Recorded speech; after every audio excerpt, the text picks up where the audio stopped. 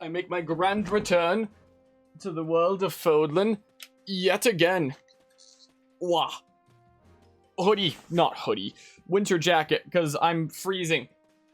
It's not even a particularly cold day out today. Like, it's decently chilly, but it's not, like, insanely freezing or anything like that.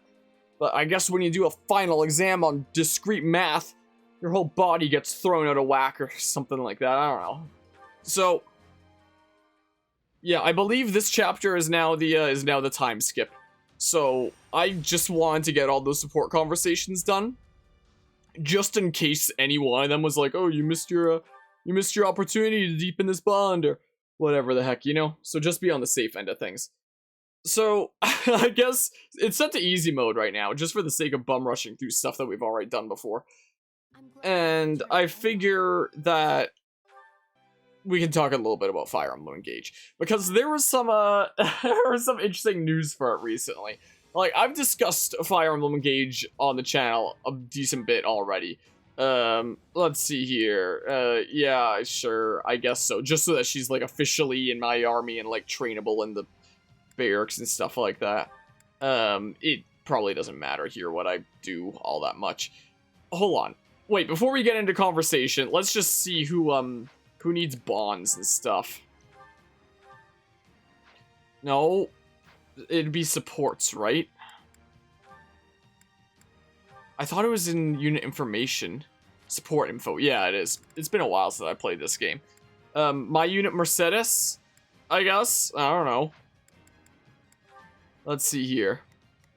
So, let's see. So yeah, do grappler thingamabobs. And then, where's Mercedes at? There you are. So we'll do that. Who else needs bonds? Because we're, gosh dang it, army status. Because we're basically just grinding out stuff like that while, you know, zooming through the maps super easy peasy. Okay, well, I guess Manuel is the next selected one. Oh, I guess because she's already on the map. I'm just going to focus on the conversation ones. You know, all the other ones don't really matter all that much. I'm not going to worry about those. Those can be built up at literally any time. During our initial 130-part playthrough, we got most of these hammed out, is the case. Issue is seeming more and more like Fire Emblem Heroes, but mainline. Yeah, that's kind of the impression that I'm getting. Like, it feels more and more like a mobile game the more info comes out about it. Yeah, I think most of our conversations are done. Take some time before you can deepen this bond. Okay, so that one's at the ready. It has to be time skip, is all that's going on there. But that'll be one of the ones that we missed from the main playthrough. Like the one from the initial main cast of that playthrough. So there's a bunch of these that are just, yeah, that are like time skip, and then they'll be done. So Raphael and Lysithea, yeah, I just can't do that during this route because it'll do something that pertains to the Golden Deer, I guess. So Raphael, Lysithea will be one combo. So let's see here. So this can be Raphael and Lysithea, who's apparently an archer right now. Wait, you're done with archer though. So I don't know, just become like an armored knight or something. With a mirror, sure. Why not? Oh, and you're done with that. So just become,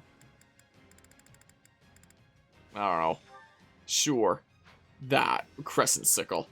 Who else has stuff that they want to get done here? So if we go down to Ignatz here, support info, anybody else that, I guess to show the whole thing, I can just switch something like this. Yeah, that'll take some time. There's Balthus in my unit as well. Yeah, I think the supports are, you know, pretty much done for the most part. Yeah. So I guess I'll bring Balthus and just, you know, bring him to my unit. I mean, whoa, wait. I can bring the Dudos that, aren't even officially in my army, right? Like, these are all grayed out and stuff. Wait, can I? Can I slap on ones that aren't even officially in my army if it's a story map? Doesn't seem like. Does not seem like. So you can only do them when, like, going to the one person in the camp and being like, I want to replay X map. But not initially there. Alright, well, let's bring Balthus and I'll send him my way, I guess. And then, what is Mercedes doing? I don't know, Mercedes is a mercenary now. And then, yeah, just someone to work on classes. So it should probably just be someone exclusive to this route, like Ferdinand or something. Ferdinand is over here already. And he's got that maxed out. So he should switch to something else here. Like, sure, Swordmaster Ferdinand. That is gonna go faster and faster. Sure, I like the sound of that. And who can Ferdinand get some love with anyway? Mercedes is occupied. Raphael is occupied. Sure, Marianne. Let's do that. Progress. Whoa. I'll do my best. Alright, bam. And then, I don't know. Who's the last one gonna be? Who else is exclusive to this route? I think it's just, oh, Monica definitely is. So I may as well bring Monica then, right? Is what I may as well do. You're done with that class. I don't know. Just get that done, I guess. Sure. Sure. Let's bum rush through the map here. Did I use this layout or the other one from when we were actually in battle? It's been a while since playing this video game. That is not what I want to do. That is not what I want to do either. Open my menu, please. Assign as adjutant. Come hang out. Come hang out with me. That sounds cool. And then... Sure. Let's do that. Let's go around and punch things now. Anyway, so Fire Emblem Engage. There was some new news that was announced for recently at the Game Awards. Namely that there's gonna be... Wait, did that one guy just say, like, never fail? Sounded like it was Crom's voice, almost? What's his name? I should know the name of the voice actor, but...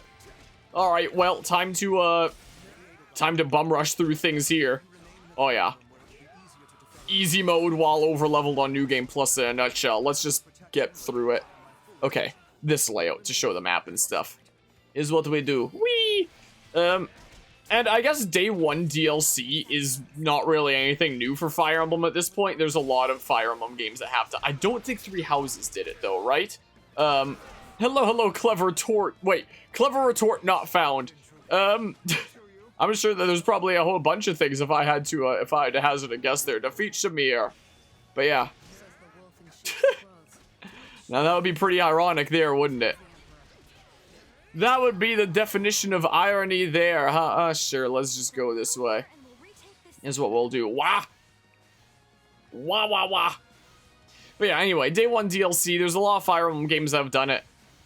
Was there anything to Three Houses Season Pass, like, right on Day 1? I don't think there was there? The main thing about Three Houses DLC was the whole Ashen Wolves thingamabob that they did later. I can't skip these. And I actually really like that. There was a lot of things that I didn't like about Three Houses, but the short little side story of the Ashen Wolves and, you know, the way that those levels were designed, I actually liked that. And it gave me, a lot of challenge. I thought it was cool. I thought that it was pretty neato. But I know that the 3DS games, for example, would sometimes have Day 1 DLC of things like grinding maps and stuff like that. And it's like, man, this... could it not have just been in the base? Oh, I have to go around the corner here. Oh, but there's a thing here. But yeah, bam! Yeah, it sounds about right for Monica's character there. And then, yeah, Ferdinand's thingamabob is his ever-increasing speed. I gotta remember. I was pressing ZR being like, why aren't I zooming? That's what happens when you don't play a game for 4 months. That's what happens there. Hubert! Oh yeah, that I put you into that class, didn't I? I put you into that. But yeah, whenever I think about DLC for games, I'll think about the DLC as being worth it when it really is something extra being added on after the fact, you know, and the game itself feels very complete on its own. But to announce Day 1 DLC, you know, for a game that's not even out yet, and to, you know, release a significant bit of content on Day 1, it's like, really? Really, man? this away we go. Like, in a community post that I made over on YouTube, for example. Oh yeah, I still have Life Force on, or whatever the heck it is. That thingamabob there. It's kind of difficult to get my thoughts in order while crazy stuff is going on, even though I have it set to easy mode just to get through the stuff that we've done before. It's still difficult to get my thoughts in order while all this craziness is going on. But anyway, the example that I used in the YouTube community post was Xenoblade Chronicles 3, where it's like, there was a wave of DLC on day one that you got if you, like, did end up getting the season pass. But all that content is just like, hey, here's some costumes and some consumables. You know, it's nothing that changes the gameplay experience in, you know, any way at all, really. I mean, like, yeah, our actual content is coming later, but here's some costumes and stuff for now. So, to see something like, in comparison, something like Fire Emblem Engage, just being like, ah, yes, here's day one DLC of actual significant content. It's like, oh, that doesn't make me feel great. And I looked out of curiosity on the comments of, whatever. Of curiosity, I looked on the comments of the reveal trailer that Nintendo posted. And there's a lot of people that seemed, like, not so impressed with it as well. There's a lot of people who also were like, ah, great, day one DLC for a game that's not even out yet, cool. Don't like the character models. I don't think that they're awful, but I don't like them as much as most other Fire Emblem games I've played, quite frankly. Is kind of the case. Hello, Sword Master. How are you doing? As I've discussed in some, I don't want to call them podcasts because they're not quite podcasts, but they're the most podcasty thing I have on my channel. Boop, we defeated the Sword Master. I've discussed how it very much gives me, like, Genshin kind of, like, feels. Which, you know, isn't bad per se, but it's, by looking at it, it gives me the vibes of, like, a mobile game, you know? And what recently seems to have come out about how the Emblem system is going to work, it seems, from what I saw posted in the Discord server, that it might be a situation similar to Xenoblade Chronicles 2 with the crystals for blades, is what it might well be, where it's like, oh, you have a small chance of getting the unique emblems that are the full-on model, or a rare blade in the case of Xenoblade 2. But most of the time you'll just get a common blade in Xenoblade 2, or in Fire Emblem Engage, one of the emblems that's literally just like the copy-pasted official character arts that they've been reusing for however long now, you know? Yeah, and what them having now revealed what looks to be gacha mechanics, essentially. It's like, oh, that's certainly something. I've not seen memes about that going around, but I believe it there. Also, I just now realized my chat was broken and I needed to turn it off and on again for it to properly work. Anybody watching this after the fact will just think that I was talking to myself. Sometimes it be that way. Should I take off Life Force? I don't know. Or whatever the heck the name of the thingamabob is. Maybe I will. Maybe. But yeah, so it makes me a little bit worried. I didn't super duper mind the system in Xenoblade Chronicles 2. I by no means thought it was perfect or anything like that. Like, I think I would have preferred Xenoblade 2's system a lot more if it was just like, hey, any random core crystal you get from the world will just be a common blade of, like, some aspects, but rare blades are all behind quests, or finding them in a very specific place out in the world, something like that, instead of grinding for drops for the rare core crystals and stuff like that. I would have preferred that a lot more. And a lot of the blades are behind quests and finding them out somewhere specific in the world. But most are, maybe it's not quite most. Maybe I'm misremembering because it's been a long time since playing Xenoblade 2. But at least a whole lot of them aren't. I worry that Fire Emblem Engage is gonna be something where it's just like, yeah, just grind for the thingamabobs, the rings or whatever the heck, the emblems, where you find out what it is and just hope that it's one of the unique ones with like the fancy schmancy model and stuff like that. So we shall see there. Boobity bop. What, it turns like more red or more blue depending on your decisions. That'd be pretty wacky there, wouldn't it? Bam! Offensive tactics. Big smackaroos. I think Shamir already vanished. I guess I didn't really need to do this. Whoops. So that's a little bit off-putting there. Hopefully, it'll just be handled the way that I wish Xenoblade 2 was, where it's like, oh, all the unique emblems are behind story content or specific quests or stuff like that, and every other one that you get is just, you know, generic Mr. Generic over here or something. I don't know.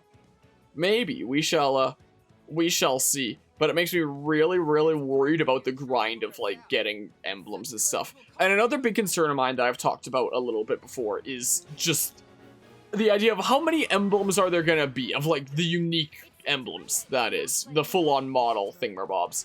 Where am I right now? Oh, I'm up in the corner over there. Oh. Okay, I gotta be Raphael here. Because what we've seen in the trailers, it seems like there's about, like, one emblem per game, is what it's seeming like, of the ones that they choose to showcase. So, ow, did I just get smackarooed? So, oh, yeah, rescue. So there's Marth from, you know, the first game and the third game and stuff. You've got Sigurd from Genealogy. You've got, I think they were showing Roy briefly in one of the trailers from Binding Blade. A game I still haven't played yet, despite Fire Emblem 7 being my first Fire Emblem game ever. I believe there was Lucina as the Awakening representative, Byleth as the Three Houses representative outside of DLC that adds, you know, the three lords. That all seem to be one emblem, interestingly enough. Boobity-bop. We got Korn as the Fates representative, so on. Where it's like there's one each, you know, for the most part.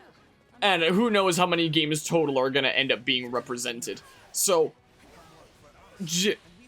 I can't words during, I'm so sorry for me not being able to words today. There being so much stuff going on, oh yeah. There being so much stuff going on even though it's on easy mode, plus having done a discrete math test earlier today, plus coming back to this game after 4 months, I think it just has my brain, like, frazzled. So, you know, apologies for not being able to words. But anyway. The full army sizes, I believe I was looking at in trailers for one of the story maps they showed at least, was an army size of 9. And if you only have a small handful of emblems, one of the concerns that I have is, you know, the abilities that each of these emblems have look really strong and really cool, but one, how is the game going to be balanced around this? And two, with how ludicrously shrunk they look. Are your units that don't have special emblems equipped just going to be insanely underpowered in comparison and just, like, not viable at all? It's only going to be viable to use the ones that have, like, the emblems. And if you get emblems based on, like, a gacha system, do you basically just have to cross your fingers that you don't get RNG screwed? I mean, that's part of the pivotal Fire Emblem experience, is crossing your fingers you don't get RNG screwed. But that seems like a whole nother level of doing so. And it makes me a little bit feared, you know? So, that's what's going on there. You know, I'm a massive Fire Emblem nerd. I'm sure that there'll be a lot of things I love about Engage at the end of the day. But there's just a lot of things that keep on coming out about it that make me really quite worried and kind of put off by it in some ways, you know? Alright, well, there's some thingamabobs. Cool, and then there's Shamir, and there's Renown and stuff every time you do one of the story battles and stuff. But yeah, yeah, I imagine that some of the pivotal ones will be story stuff, but I imagine that a lot of the rare ones will also be behind gacha mechanics if that's really what they're gonna go for, you know? Is the case. It'd be cool if you could choose, like, blue or red, though. Would be neat. But yeah. Folan using the faction colors to play on archetypes was interesting. Engage making Marth hair red to show he evil. I was just, yeah. Yeah. There's that. Where it's just like, oh, if it's an emblem being used by the enemies, then it's red hair. So if an emblem is being used by an ally that you don't directly control, is it going to be green hair? Like, is it really just going to work by, like, the Fire Emblem unit color schemes? Or what's going to be going on here? What's going to be happening, I wonder. I wonder if I should go, get, like, a bunch of Vanguard whistles for this thingamabob, honestly. I wonder if I should, because I think the chapter where we, choose to fight or go against Byleth, or, you know, same difference there, where we choose to fight or recruit Byleth is chapter 12? 13? I don't remember. I don't remember, man. But yeah. Yeah, just go full into the color scheme. is what we can do. Alright. So, some units have gained new battalions. New support conversations are available. Edelgard asked me to see her something about a decision she's making. So, that was the thing where it's like War Council, right? Or am I losing my mind? Let's see here. There we go. Begin the meeting at once. Come with me. And you choose to do a thing where battle suggestions. Yep, that. I remember.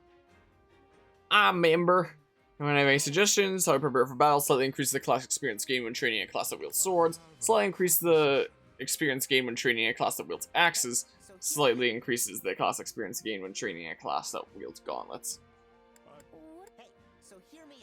There's only one class for this. This is a lot more things, but this is the thing that my unit's in right now. I mean, I'll have the next playthrough where I'll probably play as male shiz as well to be able to do them, so it's probably no big deal. Whatever, I'll just do this. Or something like that. You know. Yeah, I love Yuritsa as well.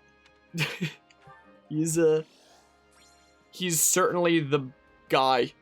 He's the man that doesn't care about anything. I really can't words today. Thinking about my friends reminds me of old times. Wow. Something or other. So now that it's time skip, that means that we can see the other support conversations that we didn't get right. Maybe. Ice cream murder? I thought his two interests were cats and murder. But, you know, not necessarily related to each other. Alright, yeah, so now it's time skip, so now we can see these things. Oh, it feels wonderful to be out on the town again. Wouldn't you agree, Petra? I would. It has been one battle after another battle. It is feeling good to rest. I know, right? I'm glad we stopped here. Just look at the market. So many stalls, so much life. This town must have been sending many soldiers to the war. I was thinking it would be filled with gloom. But the townsfolk are keeping high spirits. This is a good thing. Commoners are a lot more resilient than you think. It doesn't matter if there are arrows whizzing by their shops or if there's a new lord to serve. They know how to adapt and carry on. Of course, it's different if they've lost family. Ah, yes. In Brigid, everyone is family. We fight as sisters and brothers. And are mourning each loss. One big family, huh?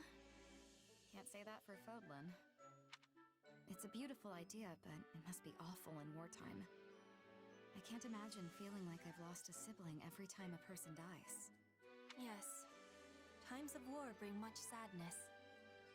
But I am also thinking that war is less common. We are not squabbling over land or property, because it is already belonging to all. That sounds wonderful, Petra. We are only squabbling over who is sitting on the throne. Oh, and lovers. Oh, so that's where things get messy. Juicy. Oi, ladies. Ain't safe for a couple of prim skirts to be out here alone. Why don't you come with us? Keep walking, boys. Not interested. Ah! Shut up and move, girlie. Whoa! What the? Watch out, Dorothea! This one has skill!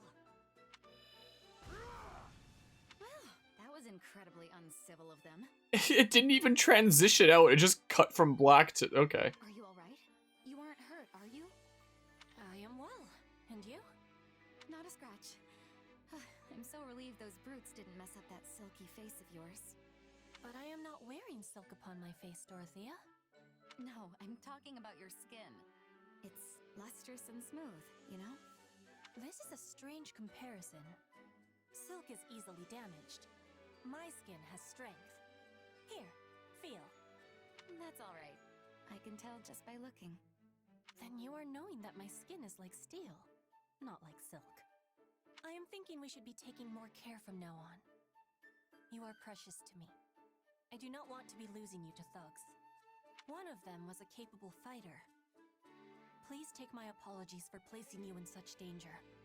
If anyone is trying such a thing again, I will be keeping you safe. Hey, you're special to me too, you know.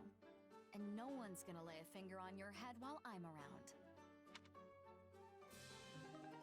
With that, I believe we now have all the Black Eagles maxed. Like, with each other, that is.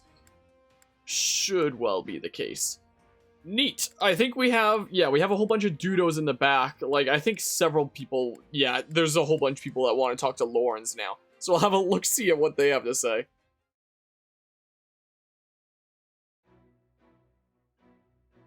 Well, if it isn't the Honorable Count Gloucester, you're looking quite busy today. Ah, Lysithea. Indeed I am. As Count, I now bear the great burden of ensuring those who live within my territory are safe and prosperous. Such a vital matter requires my leadership in diplomacy, military efforts, and economic measures. Yet I will gladly handle them all to protect my people. Your burden as a count, huh? Precisely. Hilda's older brother, the venerable Lord Holst, is also making great strides as the new head of House Goneril. I even hear Margrave Edmund is preparing to hand succession of his title off to our dear Marianne. Yet, now that I think about it, I've heard not a word regarding the future of House Ordelia. When will you be inheriting your rightful title, Lysithea? I have no intention of doing so. House Ordelia will end with my father. I see. May I ask your reasoning? My parents have been subject to one horrible experience after another for decades now, precisely because they are nobility. So I want them to be able to live out their golden years at least, in a little bit of peace, without the responsibilities of the house tying them down. Yet, they would lose everything were the territory to fall into chaos after they vacated the leadership. I'm doing everything I can at present to make sure our people continue to be safe and fulfilled, even once my parents are gone. You needn't keep all your worries to yourself, Lysithea. I am always here to extend my aid. Please, come to me if you ever need anything at all. You must not be afraid to rely on others, you know. There is no shame in asking for help, especially when it comes to such important matters as one's family. It's not like I'm ashamed or anything. Lysithea, if you ask me, I believe you should take the title of Count Ordelia for yourself. You act now for the well-being of your parents, yet you do not let that cloud your concern for the common folk of your territory. Is there anyone better suited for the role than you? In my eyes, no. Something tells me there is another reason, your parents aside, that you refuse to inherit the title. Which is exactly why you must turn to your companions for advice. We are deserving of that much trust, at least. Yes, after all, we are all working together to unite Fodlan under one flag. Relying on us is the first step to solving your problems. More than anything, I, Lawrence Hellman Gloucester, will do everything in my power to assist you. Fine, fine. But can we leave this discussion until after the war? In the meantime, I'll just have to keep an eye on you to see if you're really as dependable as you say. Very well. You may witness my dependable nature to your heart's content. I hope I have the time to. You gotta love his laugh. But yeah, of course Lawrence would be like, you gotta keep up with the nobility and do stuff like that. And I might have heard part of that lore before, but then probably forgotten somewhere along the whole mix of all this. So, yeah, if hearing that alliance politics are underdeveloped, yeah, that sounds about right. Lawrence, I'm so glad you're awake. This is the infirmary. I see you have been taking care of... Please, you mustn't get up. Professor Manuela said your wounds aren't too deep. Apparently the blow to your head was the worst of it. I see. My apologies for all the trouble. To think my outing on the battlefield would end not in glory, but merely in losing consciousness. What is it, Marianne? I am perfectly all right. You needn't worry yourself over me. No. It's my fault you ended up like this. You shouldn't have saved me, Lawrence. If only I had been injured in your place. I must have been hallucinating during the battle. What? All was well one moment, and the next I felt a sharp gaze piercing my soul. Help me, it beckoned. No sooner had I turned around than I saw you there, the very same words seeming to float across your lips. but it seems my eyes were deceiving me. So you see, the blame for my injuries lies entirely with me. I simply assumed you were asking for my help, and thrust myself into danger to provide it. No, it's not your fault. Please. To be honest, I truly was asking for help. My apologies for teasing you so, Marianne. But I know now how you actually feel, and I'm glad to know it was not just a hallucination after all. For so much of my life, I didn't care if I lived or died. And yet when I saw you there beside me, I realized I did care. I wanted to live. And that is good enough. Such instincts are only natural. You needn't try to justify it to yourself or anyone else. Lawrence. I thank you for opening up to me, Marianne. We will survive this war. Together. We will. And